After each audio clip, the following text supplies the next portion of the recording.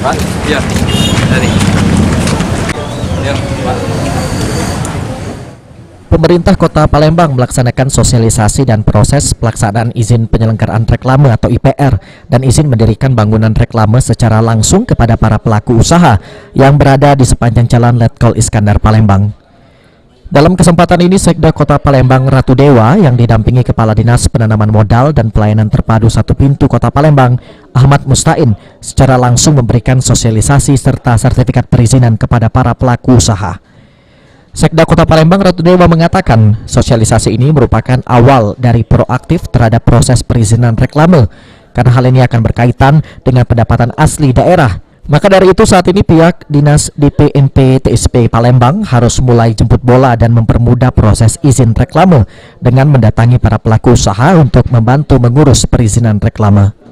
Ini kan awal dari proaktif terhadap proses perizinan reklame karena ini akan berkaitan dengan pendapatan asli daerah. Maka dari itu izin ada baru pendapatan mengejar bola.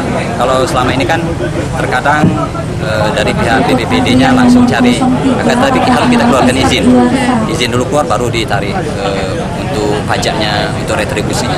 Maka dari itu harus jemput bola, harus disisir semua perizinan penyelenggaraan reklame yang ada di Koloni Halmo harus DPNP TSP yang mendatangi, diurus, dipermudah, didatangi, mobil keliling ada, termasuk administrasinya biar cepat. Sementara itu, Kepala DPMP TSP Kota Palembang, Ahmad Mustain mengungkapkan sosialisasi ini untuk memberikan pemahaman kepada pelaku usaha bahwa proses pengurusan izin usaha sangatlah mudah, karena saat ini proses perizinan sudah bisa diakses secara online.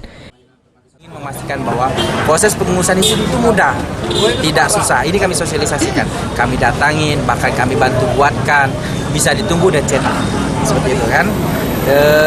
Kami coba berpacu bahwa data kita setidak-tidaknya data yang kita keluarkan izin itu sama dengan data yang selama ini ditagih.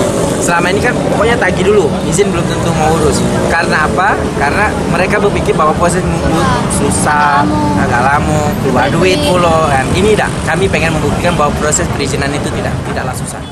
Heru Wahyudi, PAL TV.